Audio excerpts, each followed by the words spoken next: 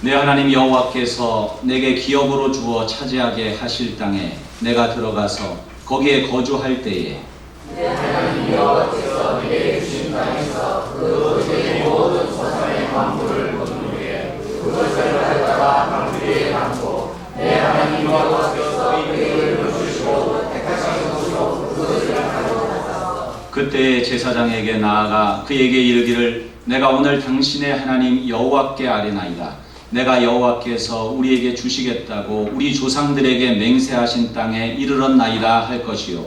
제사장 내 손에서 그 망대를 받아서 내 하나님 여호와의 제사함에 놓을 것이며 너는 또 내 하나님 여호와 앞에 아뢰기를 내 조상은 당당하는 아람 사람으로서 애굽에 내려가 거기에서 소수로 거류하였더니 거기에서 크고 강하고 번성한 민족이 되었는데 애굽 사람이 우리를 학대하며 우리를 괴롭히며 우리에게 중노동을 시키므로 우리가 우리 조상의 하나님 여호와께 부르짖었더니 여호와께서 우리 음성을 들으시고 우리의 고통과 신고와 압제를 보시고 여호와께서 강한 손과 뱀팔과 큰 위험과 이적과 기사로 우리를 애굽에서 인도하여 내시고 이곳으로 인도하사 이 땅 곧 젖과 꿀이 흐르는 땅을 주셨나이다. 여호와의 진리가 주께서 내게 주신 우리 조상의 만물을 가져가나이다. 너는 그것을 내 하나님 여호와 앞에 두고 내 하나님 여호와 앞에 경배할 것이며 함께 읽습니다. 내 하나님 여호와께서 너와 내 집에 주신 모든 복으로 말미암아 너는 레위인과 너희 가운데에 거류하는 객과 함께 즐거워할지니라. 아멘. 한 시골 마을에 아주 오래된 느티나무가 한 그루 있었습니다. 너무나도 크고 아주 가지가 많은 그런 나무였습니다. 마을 사는 사람들은 모두가 그 나무를 당산나무라고 부르면서 아주 귀하게 그 나무를 취급했습니다. 어느 날 한 젊은이가 그 나무 아래 앉아있는 노인에게 물었습니다. 할아버지, 이 나무는 언제부터 여기 있었지요? 할아버지가 대답합니다. 내가 태어나기도 전부터 있었지. 내 아버지도 내 아버지의 아버지도 이 나무 그늘 아래에서 놀았단다. 젊은이가 다시 묻습니다. 그런데 왜 이렇게 크고 튼튼하게 자랐을까요? 노인은 다시 대답합니다. 가뭄도 견뎠고 태풍에 가지가 부러진 적도 있었지. 그런데도 뿌리가 깊었기 때문에 쓰러지지 않았어. 그리고 그 뿌리는 우리 눈에 보이지 않는 땅속 깊은 곳에서 계속 물을 길어 올리고 있었단다. 사랑하는 성도 여러분, 오늘 우리 교회가 바로 이 느티나무와 같다라는 생각을 합니다. 제가 일산에서 한번 상담소에서 근무를 했던 적이 있어요. 2000년 초반이었는데 한참 이제 일산 쪽에 교회들이 많이 들어서고 할 그런 때였던 것 같아요. 그때 한 해에 그 일산에 개척되는 교회가 100개, 그리고 문을 닫는 교회가 100개였습니다. 우리 교회가 75년의 세월을 여기까지 왔는데요. 어떤 분들은 마음 같아서는 교회가 막 수백 명이 모이고 막 건물도 의리하게 짓고 이랬으면 좋겠다는 마음도 있으시겠지만 우리가 지금 이 자리에서 예배 드리는 것 이 자체가 큰 하나님의 은혜요 축복인 줄로 믿습니다. 75년 전에 아주 작은 씨앗 하나가 이 땅에 심겨졌습니다. 전쟁의 잿더미 속에서 가난과 혼란 속에서 몇 사람의 무릎 꿇는 기도로 시작된 이 교회가 오늘 이 자리까지 자라온 것입니다. 그 75년의 세월 동안 우리 교회에도 가뭄이 있었고 태풍에 가지가 꺾이는 아픔도 있었을 것입니다. 그러나 우리는 오늘 이렇게 이 자리에 모여 예배하고 있습니다. 그 이유는 단 하나, 보이지 않는 곳에서 우리를 붙드시고 물을 길러 올려주신 하나님의 은혜 때문입니다.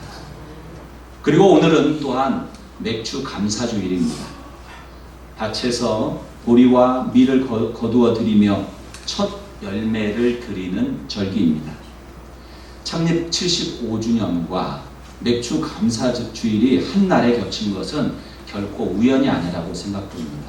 우리 교회의 시작이 맥주 감사주일이었던 거예요. 하나님께서는 오늘 우리에게 묻고 계십니다. 너희가 지나온 세월을 기억하느냐? 그리고 너희가 거둔 열매를 누구에게 돌리고 있느냐? 우리 교회는 태생적으로 그 열매를 하나님 앞에 드리고 또 새로운 교회를 세워야 될 그런 교회로 하나님 앞에 부름받았다라는 생각을 하게 돼요.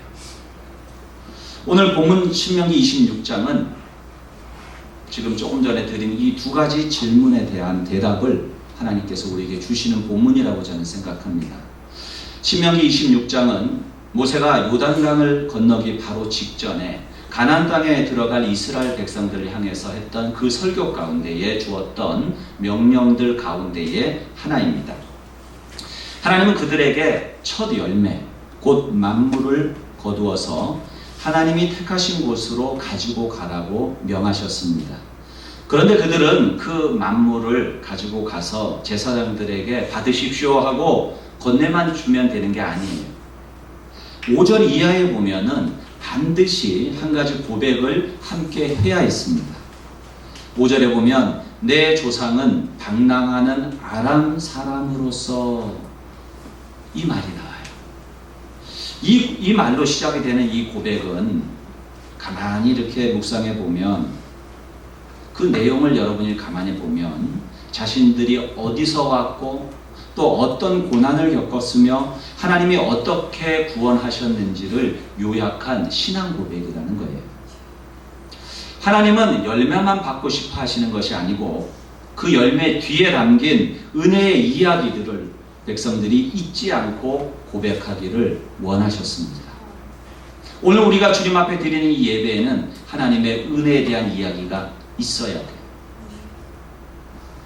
열매는 결과이지만 그 열매를 있게 한 것은 하나님의 인도하심이었기 때문입니다. 오늘 이 본문을 세 가지로 나누어서 살펴보겠습니다. 첫째는 우리가 기억해야 할 이야기가 있습니다. 둘째는 우리를 인도하신 하나님을 기억해야 됩니다. 셋째는 우리가 드려야 될 응답 혹은 결단이 있습니다. 첫째, 우리가 기억해야 할 이야기입니다. 본문 5절 내 조상은 방랑하는 아람 사람으로서 애굽에 내려가 거기에서 소수로 거류하였더니 거기에서 크고 강하고 번성한 민족이 되었는데, 자, 이 고백은요 매우 놀랍습니다. 여러분 이스라엘 백성들 아시죠? 얼마나 자존심이 강합니까?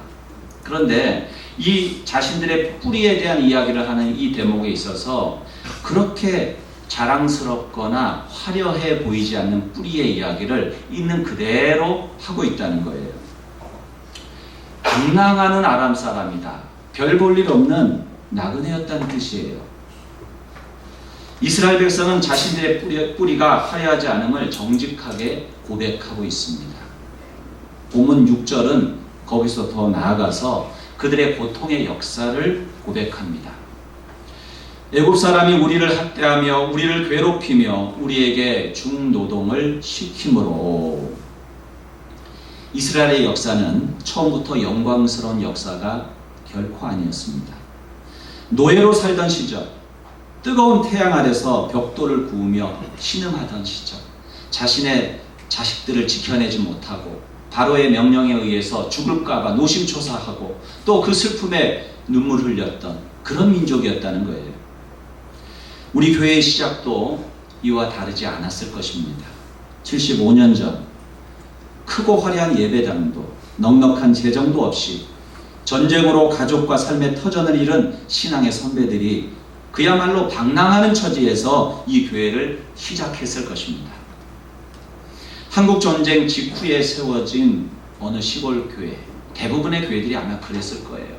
어느 교회는요, 예배당이 없어서 마을에 소외양간을 치우고 그 자리에서 예배를 드렸다고 합니다. 어디 외양간 뿐이겠습니까? 초가집 처마 밑에서 혹은 천막을 치고 거적대기를 밑에다 깔고 나무 상자를 강단 삼아서 예배 드렸다는 이야기를 이맘때 창립된 교회들마다 다 하는 이야기예요. 그러나 그들은 겨울에 손을 호호 불고 찬송을 부르고 여름에는 파리와 모기를 쫓아내고 씨름하면서 말씀을 들었을 것입니다. 그러나 그 성도들은 그 초라한 자리를 결코 부끄러워하지 않습니다. 오히려 그곳이 그들에게는 가장 거룩한 예배의 자리였습니다. 우리가 오늘 기억해야 될 것은 이스라엘 백성들이 자신들의 고난의 역사를 숨기지 않고 예배 자리에서 당당히 고백했다는 사실이에요. 그 고난의 이야기가 곧 하나님의 은혜의 역사였기 때문입니다. 우리 교회 역사에도 재정이 어려워서 목회자가 사례비를 제대로 받지 못하던 시절, 성도가 분쟁하고 수가 줄어 걱정하던 시절, 눈물 흘리던 시절이 있었을 것입니다. 그러나 그 고난을 부끄러워하지 말고 감사의 고백 속에 포함시킬 수 있는 믿음이 있기를 바랍니다. 그 고난 속에서도 하나님은 우리를 떠나지 않으셨고 오늘까지 은혜로 이끄셨기 때문입니다. 두 번째로 우리를 인도하신 하나님을 기억하십시오. 7절로 9절을 보면 이스라엘이 한 것은 오직 부르짖음 뿐이었습니다. 그 말들을 여러분 보시면은 여호와께서 그렇게 하니까 어떻게 하셨느냐, 나머지는 하나님이 하셨다는 거예요. 여호와께서 들으시고 여호와께서 보시고 여호와께서 인도하여 내시고 여호와께서 주셨나이다 라고 고백을 하고 있어요. 이것이 바로 우리 교회 75년 역사의 핵심입니다. 우리가 여기까지 온 것은 우리의 지혜나 전략이나 잘남이 결코 아닙니다. 우리가 한 일은 오직 부르짖고 무릎 꿇은 것 뿐이었고 나머지는 하나님의 강한 손과 편팔이 한 일입니다. 8절에 나오는 강한 손과 편팔은 출애굽 사건, 곧 10가지 재앙, 홍해가 갈라진 사건, 광야에서 만나와 메추라기, 구름기둥과 불기둥으로 인도하심, 이 모든 사건 전체를 요약하는 단어예요. 인간의 눈에 불가능해 보였던 그 모든 순간마다 하나님이 친히 손을 펴서 인도해 주신 것입니다. 우리 교회 75년의 역사를 되짚어 보십시오. 재정이 바닥나서 막막하던 순간 예상치 못한 헌금으로 위기를 넘기고 목회자가 없어서 불투명하던 시절 귀한 사역자를 예비해 주시기도 하시고 성도들 사이의 갈등이 누군가의 눈물의 중보기도로 다시 하나가 된 적이 있지 않습니까? 이 모든 순간이 하나님의 강한 손과 편팔의 역사였습니다. 어느 교회가 창립 초기 예배당 건축을 하다가 턱없이 부족한 그 건축 헌금으로 인해서 공사가 중단된 위기에 처했습니다. 그때 한 나이든 권사님이 평생 모은 전 재산을 조용히 건축 헌금으로 드렸답니다. 아무에게도 알리지 말라고 당부하면서 말입니다. 그 헌신이 다른 성도들의 마음을 움직여서 예배당은 아름답게 완공되었습니다. 그 권사님은 이제 이 땅에 살아계시지 않고 천국에 가셨습니다. 그러나 수많은 사람들이 지금 그 예배당에서 예배를 드립니다.